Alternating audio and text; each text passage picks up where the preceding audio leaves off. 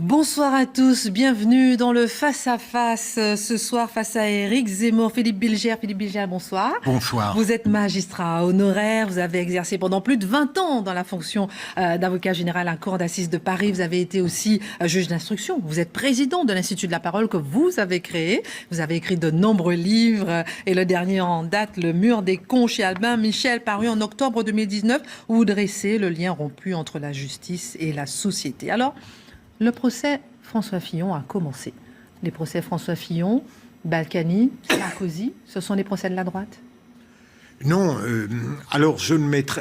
D'abord, j'ai toujours considéré que les procès Sarkozy, Balkany, même si l'ancien président de la République a bénéficié de certains non-lieux, ont été des procès qui ont démontré... pardon mon cher Éric Zemmour, l'efficacité de la justice. Le procès Fillon, je n'ai pas envie de faire à nouveau amende honorable. Immédiatement, j'avais pris par une sorte de pulsion démocratique, j'avais considéré qu'il était bien de savoir tout de suite ce qu'on lui reprochait. Et j'avoue que j'ai eu tort parce qu'ensuite, beaucoup de choses m'ont ouvert les yeux et l'esprit. Mais je considère que ce procès arrive dans des conditions où j'espère que François Fillon et son épouse pourront utilement développer leur argumentation. J'entends par là que je n'aime pas qu'on fasse preuve d'ironie à son égard, comme je l'ai lu dans un compte-rendu, dans un quotidien. Je suis persuadé que sa seule chance, non pas de convaincre, de mon point de vue, mais d'atténuer peut-être la sanction, c'est de faire fond sur la précipitation procédurale qu'il a subie. Et deuxième élément, encore une fois, je le dis avec beaucoup de prudence, il a choisi des défenseurs totalement estimables, compétents, qui ont de l'allure, mais dont je ne suis pas persuadé qu'ils ont suffisamment l'instinct du tueur dans une affaire qui aurait exigé une défense très tempétueuse. Écoutez, moi je vous accorde un point, il y a une distinction à faire entre l'affaire Fillon, l'affaire Balkany, l'affaire Sarkozy. Là, je suis d'accord avec vous.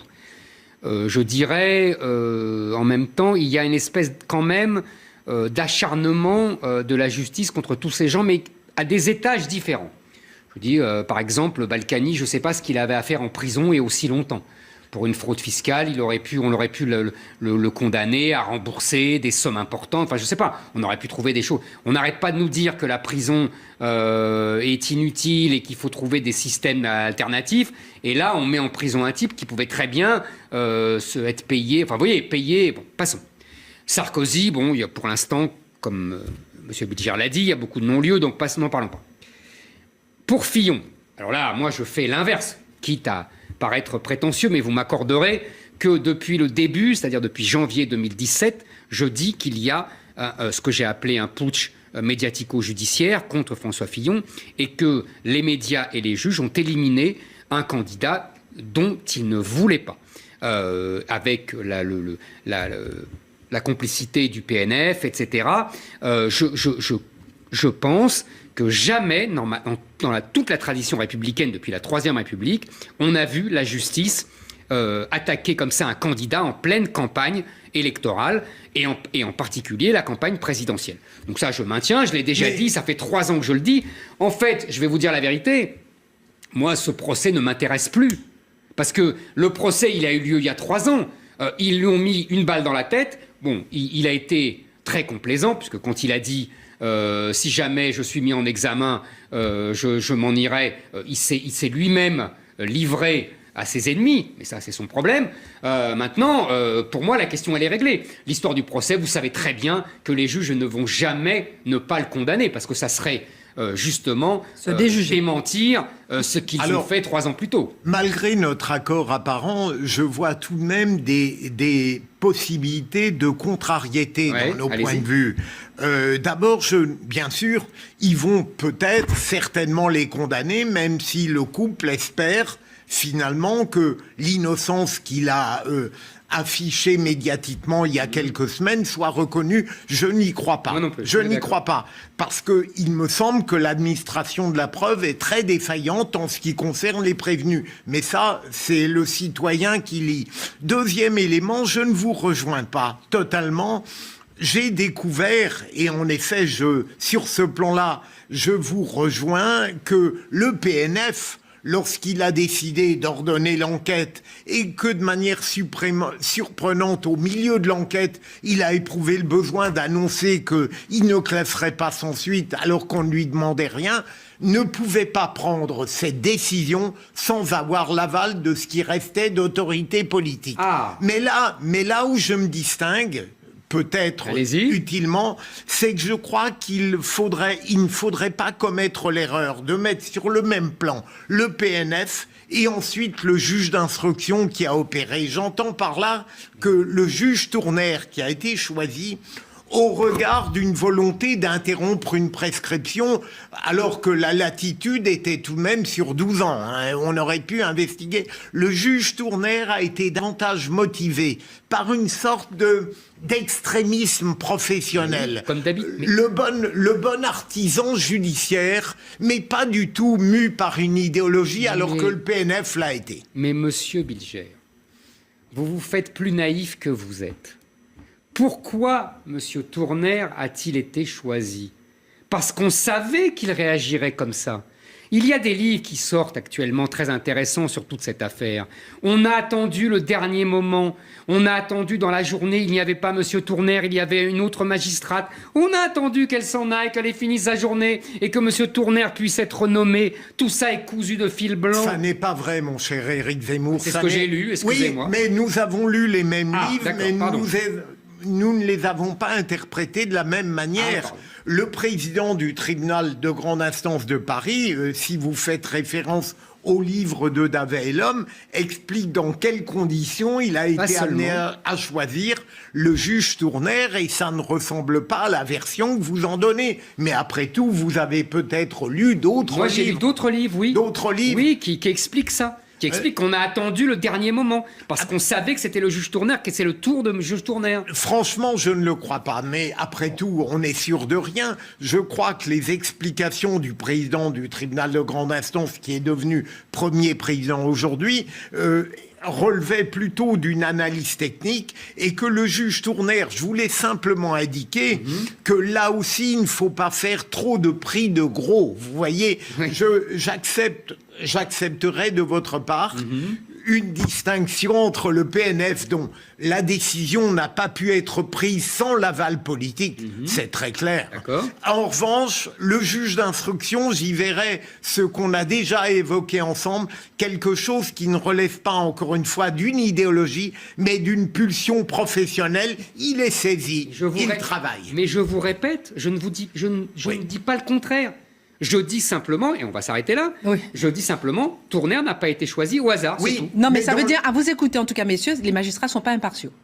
Non, mais attendez, ils sont... Ensuite, j'ai une autre question. Oh là là, ça c'est une discussion philosophique. Moi, vous regardez, vous souriez, mais pour comprendre. Ne nous lancez pas sur une discussion philosophique. Justement, on veut comprendre. Ça n'était pas inutile de terminer sur Tournaire, dans la mesure même, à supposer qu'il ait été choisi délibérément, il est profondément magistrat. Je suis d'accord. Éric Zemmour, j'ai envie de vous entendre quand même sur ma petite question. Sur l'impartialité ? Moi, je pense que l'objectivité n'existe pas. Nous sommes tous subjectifs. On peut être honnête. C'est pour ça que moi, je suis d'accord avec M. Bilger sur ce point. Je pense que Tournaire est honnête. Il est jusque-boutiste, mais honnête. Pas forcément objectif. Mais ça ne veut pas dire qu'il est, ça veut pas dire qu'il est impartial. Ça n'existe pas, ça. Moi, l'impartialité, c'est une aspiration, c'est un désir, c'est une exigence, et ça devrait être une tension. Qui pourrait prétendre dans la vie intellectuelle, y compris judiciaire, être parfaitement impartial? Ce que je souhaiterais, en tout cas, c'est que le magistrat, la plupart du temps, soit conscient de ses dépendances intimes. Et là, en effet, ça peut poser un problème. La justice, elle protège les individus ou la société, Philippe Bilger? Eh bien, j'aimerais que ça protège aussi la société. J'ai été frappé récemment quand j'ai lu la déclaration du directeur de l'École nationale de la magistrature contre le rapport Thiriet. J'aurais parié, d'ailleurs, avant même de le savoir, que la magistrature et le syndicalisme judiciaire, sauf FO magistrats, allaient être contre le rapport Thiriet. Et quand j'entends ce directeur de l'École de la magistrature, au demeurant un homme qui a du talent, qui a été un très bon président de la cour d'assises, dire « le magistrat n'est que gardien de la liberté individuelle ». Je me suis dit, mais je n'ai pas dû faire le même métier que lui. Le magistrat est peut-être gardien de la liberté intellectuelle, mais ça renvoie à une conception narcissique et autarcique du rôle du président, alors que je pense que le rôle à l'égard de la société du magistrat est fondamental. Il doit plutôt se demander ce qu'il doit faire pour la société que l'inverse. Éric Zemmour. Moi, j'aime bien entendre Philippe Bilger parce qu'il parle d'or. Et puis, quand on lui démontre que ce qu'il dénonce, c'est une idéologie, il vous dit « Ah non, non, non, c'est pas une idéologie ». En fait, on est passé d'un extrême à l'autre. Au XIXe siècle, le magistrat se considérait comme le défenseur de la société. Des libertés individuelles aussi, mais d'abord de la société. Et puis, depuis les années 70, mais c'est notre désaccord de fond, c'était déjà notre discussion la dernière fois, il y a un basculement idéologique et le juge se considère comme uniquement le défenseur de l'individu et même le dynamiteur de la société qu'il estime injuste. Vous vous souvenez, on a eu cette discussion déjà sur le syndicat de la magistrature, la fameuse harangue de Baudot, etc. Et aujourd'hui, nous avons des magistrats qui se considèrent comme uniquement les défenseurs de l'individu et qui se prétendent juger au nom du peuple français. En fait, ils ne jugent plus au nom du peuple français, ils jugent au nom de leur idéologie, de ce que vous savez, l'ancien ambassadeur président du contre-espionnage dans les années 2000, Pierre Brochant, appelle la société des individus. En fait, nous avons aujourd'hui un magistrat qui ne défend plus l'État, qui ne défend plus la société, qui défend la société des individus. C'est un vrai problème de fond. Vous avez vu sans doute dans Valeurs Actuelles la semaine dernière tout le dossier sur l'influence de George Soros, le financier célèbre, sur la composition de la Cour européenne des droits de l'homme. Il faut rappeler que les juges français sont sous la tutelle des juges européens et que ces juges européens sont en partie désignés dans des associations qui sont financées par George Soros et donc par une idéologie pro-immigrationniste, pro-féministe, pro-LGBT, pro-PMA, etc., etc. Donc vous voyez, là, on est au cœur de la bataille idéologique, cher Philippe Bilger. Au cœur. Mon cher Éric Zemmour, puisque il n'y a pas de raison de dissimuler l'amitié que j'ai pour vous, vous me reprochez, au fond, très aimablement, d'avoir une idéologie, mais au fond, vous l'avez, votre idéologie, et à nouveau, sur ce thème-là,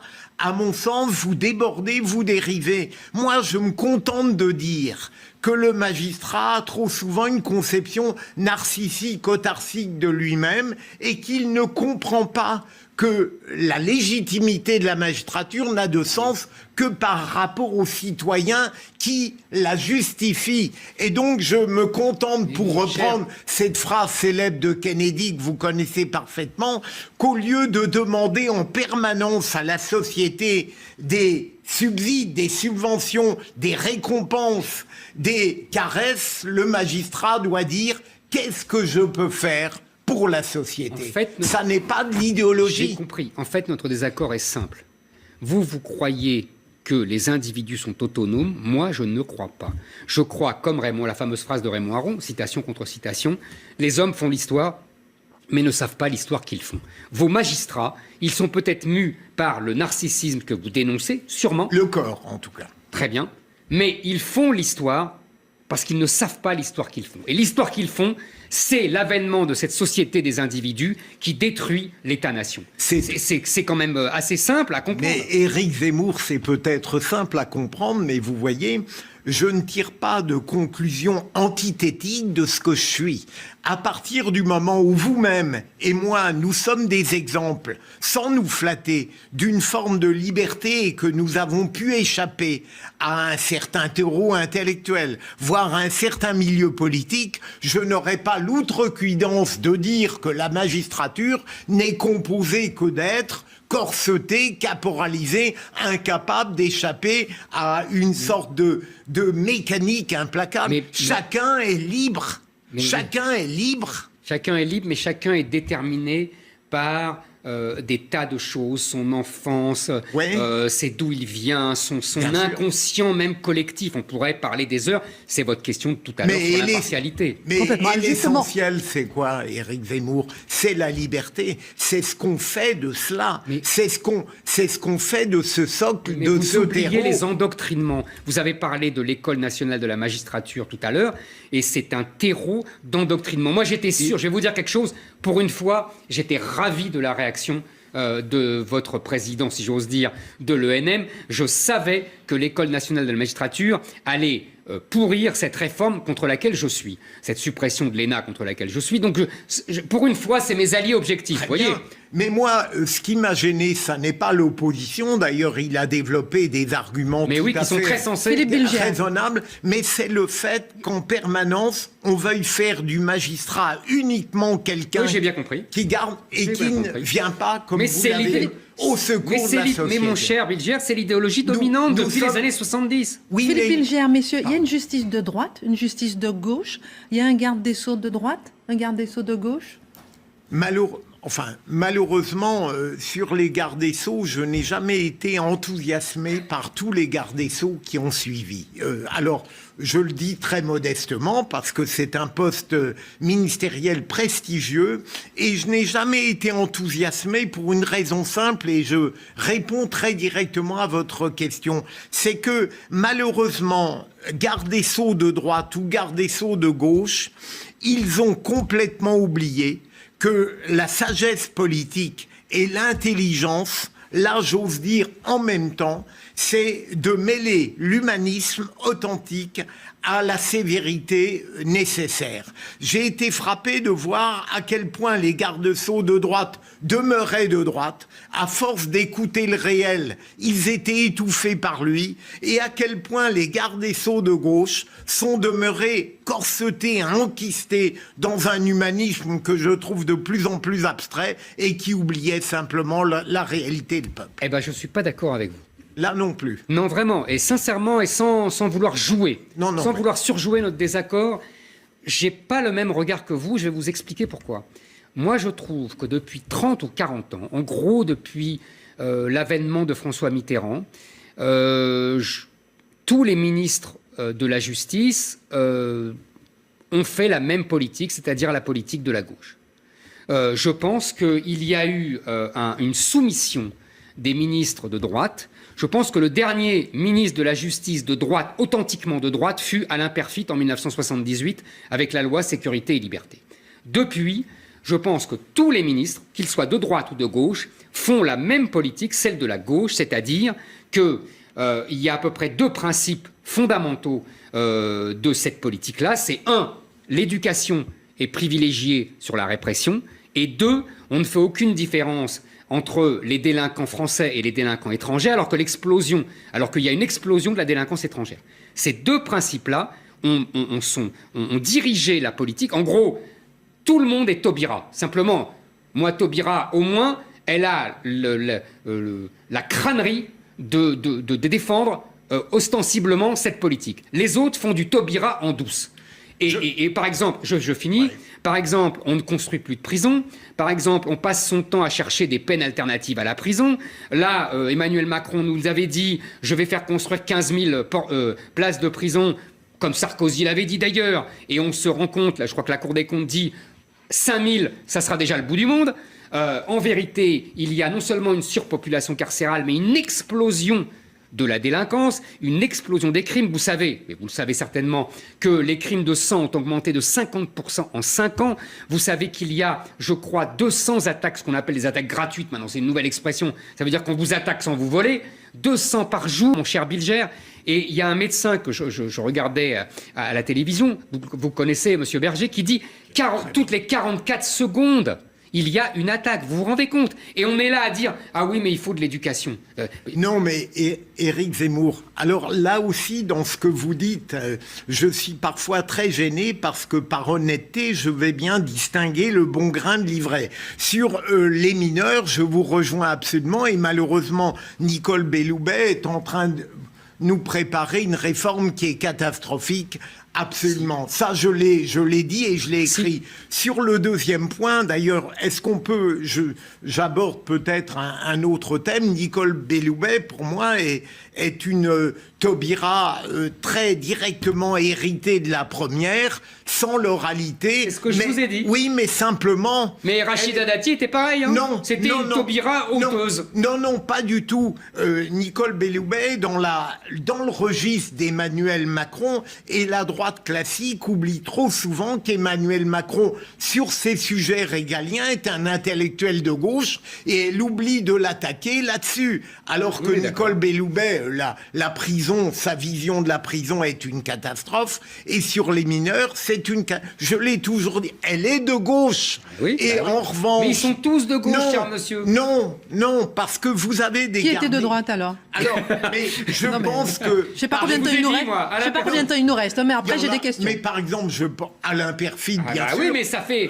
Donc c'est le 78, dernier. Non, mais il n'avait qu'un défaut. Il n'avait qu'un défaut, Alain Perfit, avec cette loi sécurité-liberté, qui était bien meilleure qu'on le disait, oui, c'est absolument. de vouloir l'imposer aux magistrats à leur insu. Mais je pense à Rachida Dati, dont vous avez dit très justement quelque chose là à l'instant. Voilà une femme qui est incontestablement un garde des Sceaux de droite, mais qui a été d'une certaine manière gangrenée dans son action parce qu'elle a voulu mêler des choses authentiquement de droite, les peines planchées qu'on a malheureusement supprimées, avec une espèce d'humus venant d'ailleurs, c'est-à-dire elle voulait à la fois de la répression et en même temps elle n'osait pas affronter avec les magistrats ce que la répression impliquait, c'est-à-dire que lorsqu'un tribunal correctionnel avait condamné par exemple à 2 ans de prison, eh ben il fallait exécuter les 2 ans. Il nous reste 5 minutes. Mais ça n'est pas le même thème, Éric Zemmour. Excusez-moi. D'abord, Madame Rachida Dati était ministre de la Justice en titre, mais vous savez comme moi que le vrai ministre de la Justice était à l'Élysée et que c'était le conseiller pour les affaires juridiques de M. Sarkozy.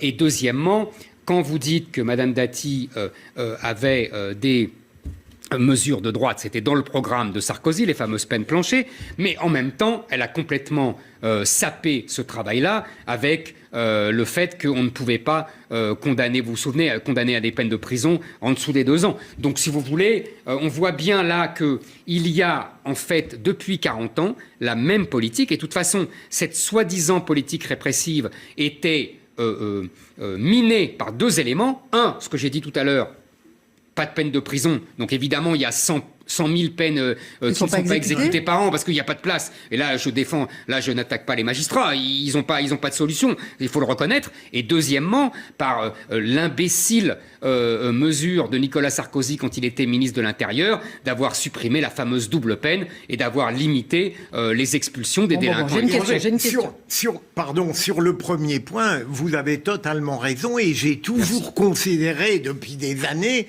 que la plaie fondamentale de notre univers pénal, c'était la non-exécution des peines. Elle est doublement fatale, d'abord parce qu'on n'imagine pas une institution être aussi médiocre dans l'exécution, et surtout, c'est cette non-exécution des peines classiques qui favorise l'ampleur parfois des peines d'emprisonnement. Messieurs, il nous reste 3 minutes, j'aimerais vous entendre sur un sujet. Le jugement est rendu au nom du peuple français. C'est quoi le peuple français ? Eh bien, quand j'étais avocat général aux assises, et je me définissais comme l'avocat de tous les citoyens. Et j'espère que non seulement j'étais sincère, mais que j'étais fiable, en quelque sorte que je sens... Mais même là, évidemment, symboliquement, on statue au nom du peuple français. J'entends bien qu'aujourd'hui, et pas seulement le syndicat de la magistrature, fait passer le peuple français au travers de filtres parfois très discutables. Et là, je crois que nous terminerons magnifiquement par un accord. Non, au nom du peuple français, ça veut dire, ça a remplacé au nom du roi. Et donc, évidemment, le peuple étant devenu roi, Donc, Robespierre disait, reprenant d'ailleurs une formule de Montesquieu, ce qu'on ne sait jamais, le juge est la bouche de la loi, ni plus ni moins. En vérité, c'est ça la tradition républicaine française, parce que les révolutionnaires se souvenaient que c'était les parlements d'Ancien Régime qui avaient détruit la monarchie. Donc, ils ne tenaient pas à subir le même régime. Donc, on a 2 minutes de plus. 2 minutes, c'est très simple. Aujourd'hui, normalement, les magistrats devraient statuer, en fait, selon les desiderata du peuple français. Et bien souvent, mais ça sera notre accord de la fin, bien souvent, ils statuent soit en fonction des lois, parce qu'il ne faut pas... oublier la responsabilité des politiques qui votent n'importe quelle loi pour se faire bien voir, et les magistrats sont obligés de l'appliquer, je le reconnais volontiers, mais accordez-moi dans ce cas-là aussi que bien souvent, ils font ce que j'ai dit tout à l'heure, c'est-à-dire qu'ils statuent en fonction d'une idéologie, en fonction d'arrêts de la Cour européenne des droits de l'homme, en fonction de toute une idéologie droit de l'hommiste et individualiste qui se coupe complètement de la volonté du peuple et de la protection de ce peuple français. Alors, juste 2 choses. Sur le premier point, il est évident que les magistrats ont un rôle très difficile parce qu'ils ont la charge d'appréhender et d'interpréter la loi qui n'est pas un phénomène statique. Il faut bien l'analyser. Et d'autre part, là où je crois qu'Éric Zemmour, vous avez une piètre opinion du métier de magistrat parce que vous n'en mesurez pas les contraintes et les nécessités. C'est un écartèlement entre un idéal et un réel. Et autant je suis, comme vous, pourfendeur de certaines pratiques judiciaires, autant j'estime, et c'est ce que j'ai voulu faire dans le livre que vous avez bien voulu présenter, qu'il est dramatique de voir dénaturer, dégrader ce très beau métier de magistrat. Merci, ça sera le mot de la fin. Merci Éric Zemmour, merci Philippe Bilger. Excellente fin de soirée sur CNews avec le face à l'info 19h et 22h30 et bien sûr cnews.fr et à demain.